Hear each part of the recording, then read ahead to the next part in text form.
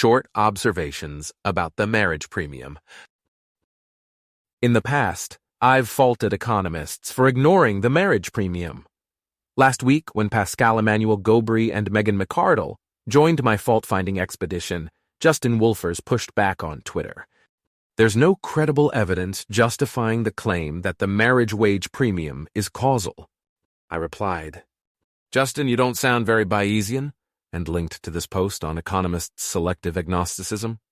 Justin's response: "The Bayesian reading is to confess to a pariah that there's strong selection into marriage."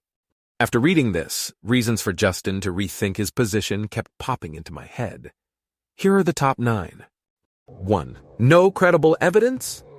How about the mere fact that the marriage premium, for men and marriage penalty, for women, persists after controlling for age, education, race, and a long list of other confounding variables?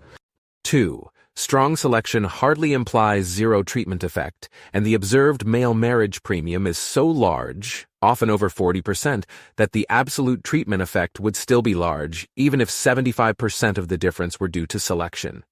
3. After controlling for observables, do married and unmarried men really seem radically different? What unmeasured pre-existing traits of married men could conceivably lead them to earn 40% more than unmarried men? 4. Following Heckman's lead, education economists increasingly emphasize the importance of non-cognitive skills, conscientiousness, ambition, organization, etc. Isn't it plausible that marriage would causally raise men's non-cognitive skills via expectations, praise, nagging, devotion, etc.? 5. It's easy to see the appeal of the selection story. Married people have many traits in common: willingness to commit, to defer gratification, to conform to social norms. Why then, though, do married men earn a large premium, while married women earn a modest penalty? Shouldn't favorable selection enhance women's earnings too? 6.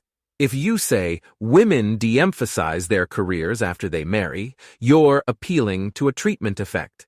And if you can believe that women de-emphasize their careers as a result of marriage, why can't you believe that men emphasize their careers as a result of marriage? 7. Kids substantially reduce female earnings. Few doubt that this effect is causal. Kids don't just take time, they change priorities. If you can believe that kids change their mom's labor market behavior, why can't you believe that spouses change each other's labor market behavior?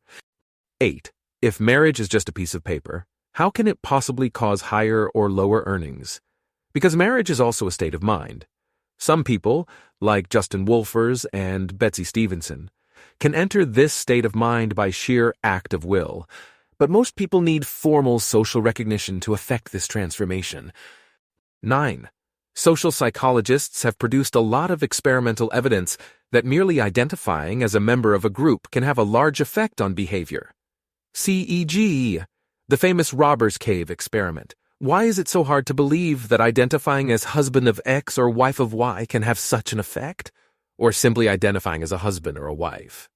Are any of these arguments, or all of them together, good enough to convince a skeptic like Justin that a substantial part of the marriage premium is causal? Probably not.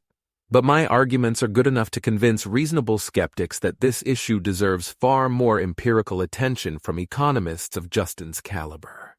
March 25, 2013.